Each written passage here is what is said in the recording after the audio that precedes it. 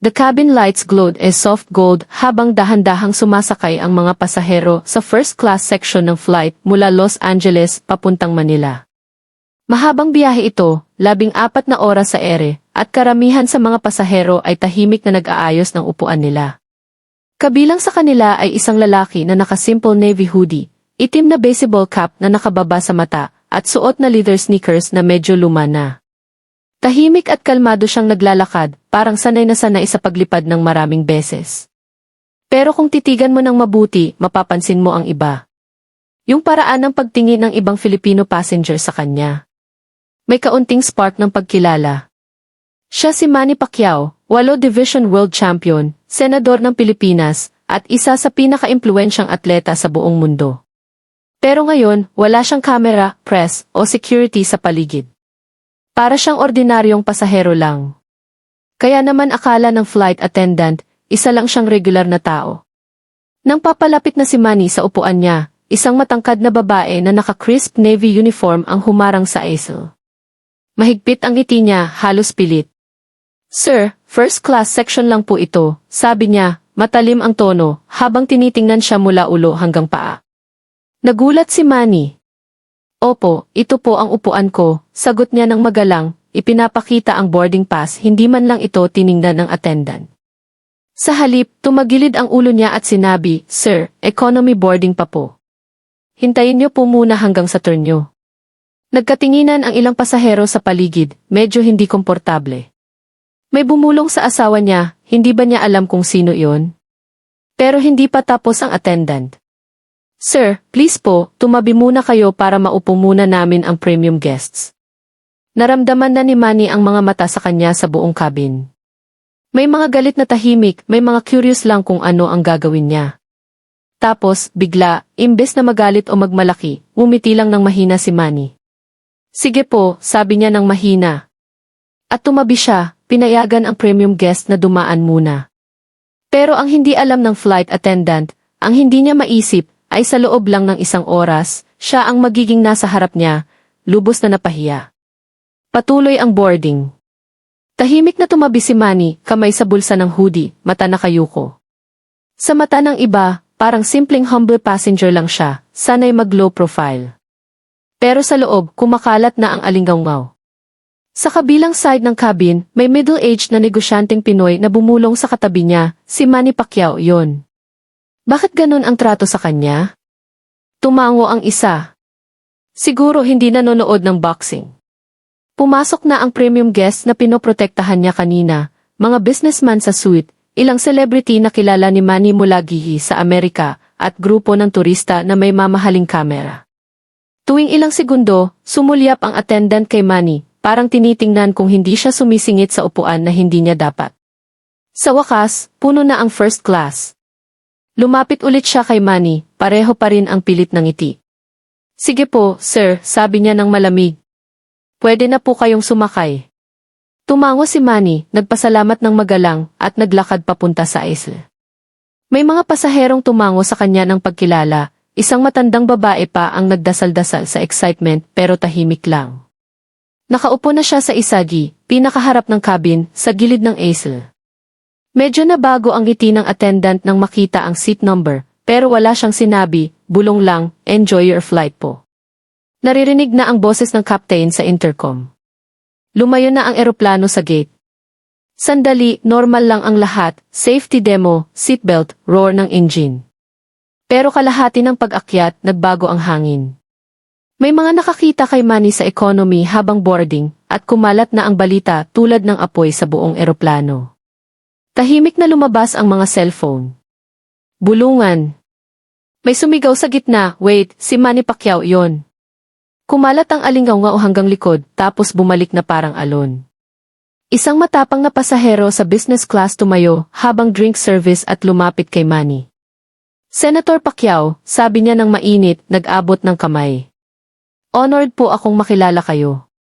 Natigilan ng attendant sa kalagitnaan ng hakbang, tray ng inumin sa kamay. Nagpalipat-lipat ang tingin niya kay Manny at sa lalaki. Tapos dumating ang moment na hindi niya maiwasan. Isang batang lalaki mula economy, mga 10 anyos, lumapit na maihawak na gusot na boarding pass. Sir, kayo po ba si Manny Pacquiao? Tanong niya ng mahiya. Lumawak ang ngiti ni Manny. Opo, ako nga. Namilog ang mata ng bata. Pinapanood po ni Daddy lahat ng laban nyo. Medyo namula ang pisngi ng attendant. Nagbisi siya sa tray, kunwari hindi napansin ang dumaraming admirers. Pero sa loob niya, alam na niya, malaking pagkakamali ang nagawa niya. At ang hindi niya alam pa, malapit nang maging public ang kahihiyan niya dahil may surprise announcement ang captain na magpapalit sa buong mood ng flight. Naka-on pa ang seatbelt sign, pero settled na ang cabin sa tahimik na home ng cruising altitude. Nagkakakling-kling ang baso sa galley. May nagbubulungan sa in-flight menu. Sa likod, may humihikbi ng mahina ang baby. Nakahilig si Manny sa upuan, umiinom ng tubig, tingin sa bintana. Sa labas, walang hanggang Pacific, kumikinang na asul sa ilalim ng hapon na araw. Ang attendant na humarap sa kanya kanina ay nagro-round na sa first class. Precise ang galaw niya, sobrang talaga. Perpekto ang napkin, mechanical ang paglagay ng inumin. Pero kahit anong pilit, laging sumusulyap ang mata niya kay Manny. Kinakain siya ng katotohanan. Ang taong binastos niya, yung taong babayaran ng libo-libong dolyar ng iba para lang makilala. Tapos pumutok ang intercom. Malalim, friendly, at excited na boses ang pumuno sa cabin. Ladies and gentlemen, this is your captain speaking. May very special guest po tayo ngayon sa flight. Kilala niyo siya bilang isa sa pinakadakilang boxer sa lahat ng panahon, 8 Division World Champion, at proud Senator ng Pilipinas. Samahan niyo po akong batiin si Manny Pacquiao. Parang kidlat ang impact.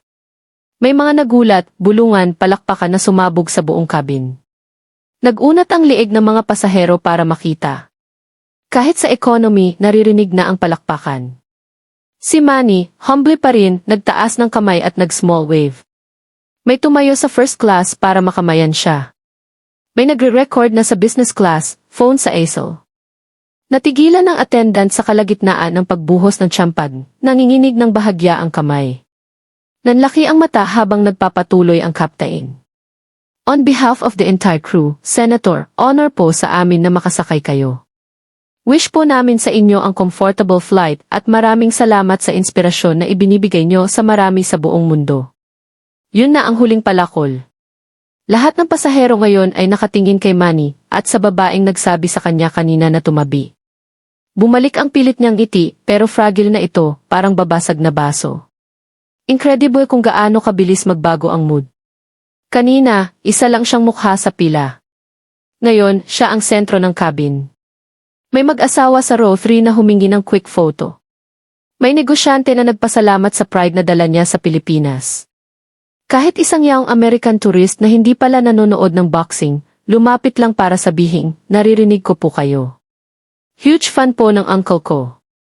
Sa lahat ng ito, magalang pa rin si Manny, umingiti, nakikipag-shake hands, nag-sign pa ng autograph sa likod ng boarding pass. Malapit lang ang attendant, stiff ang postura, naghihintay ng tamang oras para mag-sorry. Kunwari walang nangyari. Hindi niya alam. Pero alam niya, napapansin na ng ibang crew. Isang younger male attendant ang dumaan sa aisle at bumulong, hindi mo nakilala si Manny Pacquiao. Tumigas ang panga niya.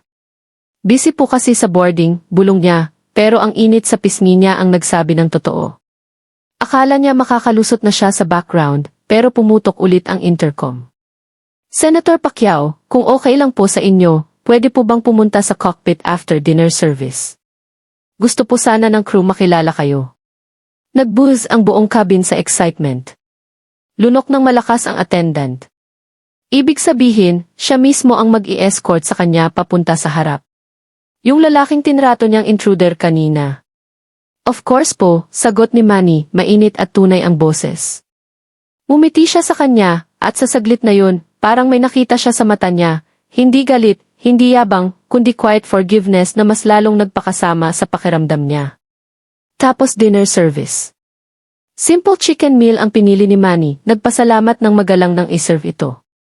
Napansin niya ng masakit na pareho ang warmth ng thank you niya sa lahat, parang walang nangyaring disrespect kanina. Nang matapos ang trays, lumapit siya sa upuan niya. Senator, ready na po ang captain para sa inyo. Tumayo si Manny at magkasama silang naglakad sa isla. Pinapanood sila ng mga pasahero, may ngiti at wave. Mas lalong mabigat ang bawat hakbang niya. Paalala na hindi aksidente ang pagkakamali niya, kundi dahil sa assumption. Tiningnan niya ang hoodie, cap, luma na sneakers, at hinusgahan kung sino siya. Ngayon, alam na ng buong eroplano kung gaano siya kamali. Bumukas ang cockpit door. Nakipag-shake hands ang captain nang malapad ang ngiti. Nag-selfie pa ang co-pilot. Tumawa ng mainit si Manny. Mula sa pinto, pinapanood niya ang lahat, pakiramdam niya lalong lumiliit siya. Ang warmth, respect, at joy ng crew kay Manny, sobrang kaiba sa lamig na ipinakita niya kanina. Nang bumalik si Manny sa cabin, sa wakas nakapagsalita siya. Senator, sorry po, sabi niya ng mahina. Hindi ko po alam. Tumigil si Manny, tumingin sa kanya at mumiti ng mahinahon. Okay lang po. Lahat naman tayo nagkakamali. At ganun na lang, bumalik siya sa upuan, iniwan siya sa lesson na hindi niya malilimutan. Pero ang sumunod, yun ang nagpabago ng quiet apology na ito sa story na magiging headline bago pa man lumapag ang eroplano.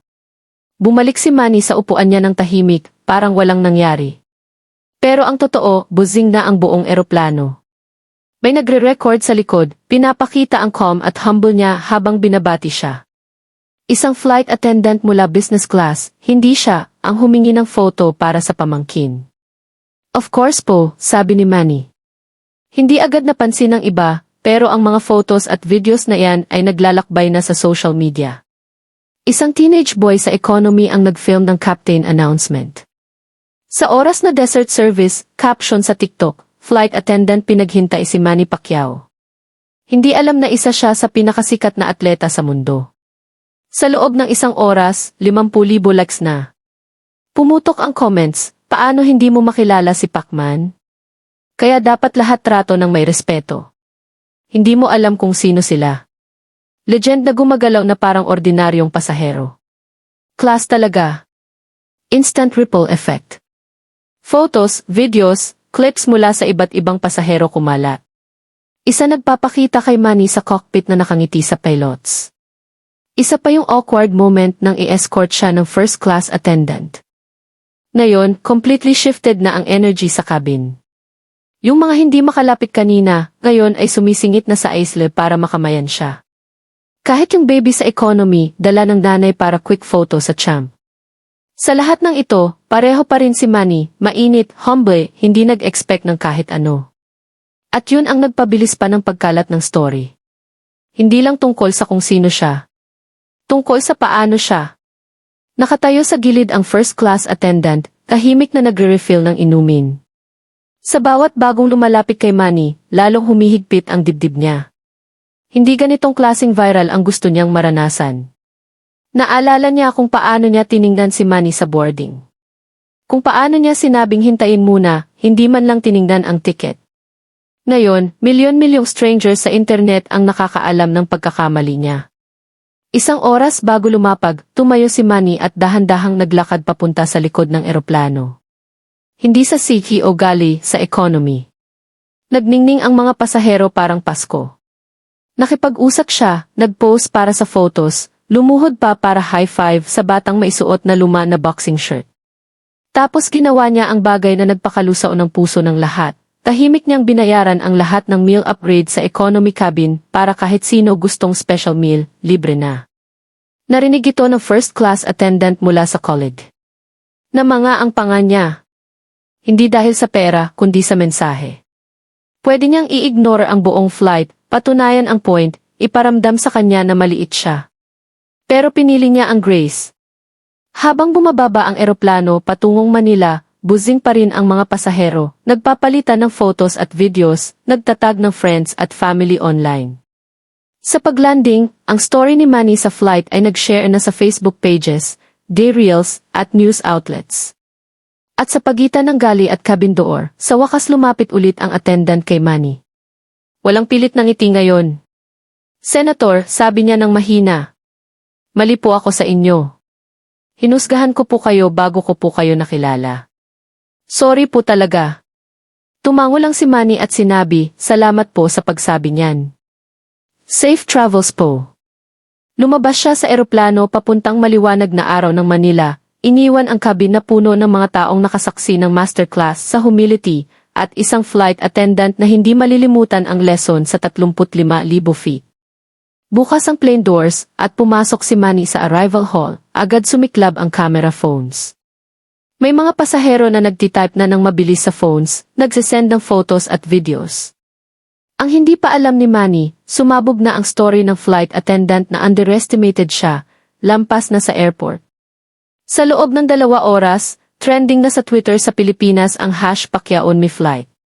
Clips ni Manny na naglalakad sa economy na may humble smile mula sa 5 angles. Viral TikTok mula sa teenage boy sa 22 eksaktong moment na sinabihan siyang maghintay para sa premium guests, tapos low zoom sa first class boarding pass. Caption, kapag sinabi mong hindi pwede si Manny Pacquiao sa first class pero binili niya ang upuan. Sa gabi na, pinulot na ng Filipino news outlets. Headlines, Manny Pacquiao wins the internet without throwing to punch. Flight attendant learns lesson in humility. Pacquiao turns awkward flight into act of kindness. Nag-run ang CNS Philippines ng segment tungkol sa surprise visit niya sa likod ng plane. Nag-cover din ang American sports blogs, framing it as another example of Pacquiao's class outside the ring. Puno ng comments ang boxing fans, kaya niyang i-knockout ka sa ring tapos manalo ng puso mo sa labas. Kung hindi mo kilala si Manny Pacquiao, hindi ka deserve magtrabaho sa first class. Kahit celebrities sumali. Isang Hollywood actor nag-tweet na kapag flight na ako kasama si Pacquiao once. Mas maayos patrato niya sa cleaning crew kaysa sa iba sa SE guests. Legend. Gabing yun, sa quiet apartment niya, nakaupo ang flight attendant sa kitchen table, nag-scroll sa phone. Lalong lumala sa bawat scroll. Mga videos ng interaction nila, milyon-milyong views. Nag-message ang friends privately, ikaw ba to? Sa wakas, binuksan niya ang Instagram at nag-message sa verified account ni Manny. I just want to say I'm truly sorry po for my behavior today. Sana po mapatawad niyo ako. Natuto po ako ng lesson na hindi ko malilimutan. Hindi niya inexpect ang reply. Pero kinabukasan, may simple message mula kay Manny, we all make mistakes. What matters is how we grow from them. God bless you po. 2 araw pagkatapos, nasa charity event si Manny sa General Santos City nang tanungin siya ng reporter tungkol sa insidente. Umiti siya, umiling at sinabi, hindi ko iniisip yun. Dapat lagi tayong mabait dahil hindi mo alam kung sino ang magiging tao sa future o kung sino na sila talaga. Nag-air ang clip nationwide at biglang nag-shift ang narrative. Hindi na tungkol sa embarrassment. Tungkol na sa example na iniwan ni Manny. Kumalat tulad ng apoy ang story ng calm at humble reaction niya. Kinabukasan, international news outlets na ang nag-pick up. Evith Sports, boxing legend teaches lesson in humility on flight. Science International nag-post ng clip ni Manny na nakangiti sa easel, kindness is the real knockout. Sumabog ang social media. Hashtags tulad ng #MannyPacquiaoLesson at #KindnessKnockout trending worldwide. Kahit sa labas ng sports, pinag-uusapan na. Celebrities, politicians, influencers nag-share ng clip, pinupuri si Manny sa composure at humanity. Puno ng memes, recreations, at motivational videos ang AI, Twitter, TikTok. Isang TikTok na nag-recreate ng flight scene gamit toy airplane at dolls, 2 million likes sa ilang oras. May YouTube channels na gumagawa ng reaction videos, nagkukwento kung paano natuto ang flight attendant ng lesson na hindi niya malilimutan. Fan accounts nagpo-post ng stories kung paano na-inspire sila ni Manny na tratuhin ng maayos ang iba, kahit anong trabaho o status. Kahit sa school sa Pilipinas, ginamit na example ang insidente. Tinuturo ng teacher sa students kung paano mas malakas ang impact ng humility, patience, at kindness kaysa galit o yabang. Biglang trending si Manny hindi lang sa sports, kundi sa usapan tungkol sa values at life lessons. Sa wakas, nag-post ang flight attendant ng video online. Ipinaliwanag niya kung paano niya underestimate si Manny at kung paano nagbago ang perspective niya sa response niya. Simple pero heartfelt ang words, tinrato ko po siya bilang ordinaryong pasahero lang, pero tinrato niya po ako ng mairespeto kahit nagkamali ako. Hindi ko po malilimutan yung lesson na yun. Ni-share ni Manny ang post sa sarili niyang social media na may caption, "We all grow when we learn from our mistakes." Dahil sa hashtag campaigns, surge ng support sa charities na sinusuportahan ni Manny. Nag-donate ang mga tao sa pangalan niya, inspired sa story, nagpapakita kung paano magre-ripple out ang isang small act ng patience at respect sa buong mundo. Kahit ordinaryong tao nag-share ng similar experiences, kung kailan sila underestimate, tapos naalala ang power ng humility at composure. Constant ang buzz sa phone ni Manny mula journalists, fans, at international figures na nagpapasalamat. Pero nanatili siyang kalmado, nakangiti at lagi nagre-remind, hindi ito tungkol sa akin. Tungkol ito sa paano natin tratuhin ang isa't isa. Sa pagtatapos ng linggo, mahigit 50 million views na worldwide ang story. Naging higit pa sa viral moment ang example ni Manny. Naging movement na ito. Bago tayo magpatuloy kung paano lalong kumalat ang influence ni Manny, sabihin niyo sa comments kung saan kayo nanonood. Kung na-inspire kayo sa story na to, pindutin niyo ang subscribe button dahil ang susunod na kwento, matindihan, maa-amaze, at momotivate kayo ng sabay-sabay. Hindi in-expect ni Manny Pacquiao na aabot sa ganito kalayo ang viral wave. Kinabukasan ng Lunes, patuloy pa rin ang pag-uusap ng news outlets sa buong mundo tungkol sa flight incident. Pero ang talagang nagulat sa kanya ay ang personal messages. Isang estudyante sa Brazil na sinabi na inspire siya ni Manny na tratuhin ng may respeto ang lahat, kahit bastos ang iba. Isang matandang babae sa Canada nag-post ng video na nagpapasalamat kay Manny sa pagpapaalala na mas mahalaga ang patience at kindness kaysa pride. Kahit small business owners nag-share kung paano nag-engage sila ng may grace sa tough customers dahil sa story. Hindi na tungkol sa fame. Ang small act ng patience ni Manny ay nag-create ng ripple effect, nagpapakita na ang tunay na lakas hindi lang sa panalo sa laban. Nasa pagiging composed, humble at kind. In-invite si Manny sa ilang international events para magsalita tungkol sa sportsmanship at personal values. May decline siya, mas gusto ang quiet moment sa bahay, pero tinanggap ang ilan na may clear message. Ang tunay na tagumpay ay kung paano natin tratuhin ang iba, hindi lang kung paano tayo manalo sa ring. Kahit dating kalaban sa boxing ang nag-reach out, pinupuri ang humility niya. May nag-amin na underestimate nila siya noon, hindi sa ring kundi sa buhay. Gumawa ang fans ng art, short films, motivational videos tungkol sa story niya. Lahat ng post may iisang core lesson, isang act ng respeto ay makaka-inspire ng milyon. #Manifect #kindness wins #Pacquiao. Milyon-milyong likes at shares na ang post ni Manny sa X at Twitter. At ang pinakamaganda, hindi niya ginawa para sa attention. Ginawa niya dahil tama ito. Mula offices hanggang classrooms, mula airlines hanggang local communities, nag-share na ng stories ang mga tao tungkol sa patience at respect na inspired kay Manny. Kahit yung flight attendant na nag-disrespect sa kanya, nakatanggap ng encouragement messages, nagpapakita na powerful ang pagkatuto mula sa pagkakamali. Tahimik na humingiti si Manny tuwing nakikita niya ang mga posts na iyan. Hindi tungkol sa fame. Tungkol sa pagbabago ng buhay. At ito ang lesson para sa atin lahat, small acts of kindness ay maaaring mag-echo sa buong mundo.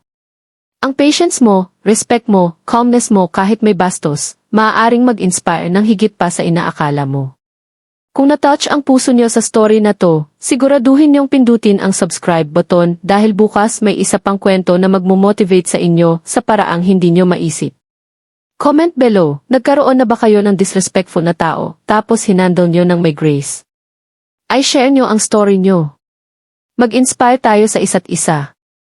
Ang story ni Manny ay nagpapaalala sa atin na ang tunay na lakas hindi lang sinusukat sa titles, victories, o pera. Sinasukat ito sa character, humility, at kakayahang mag-inspire ng iba ng tahimik pero malalim.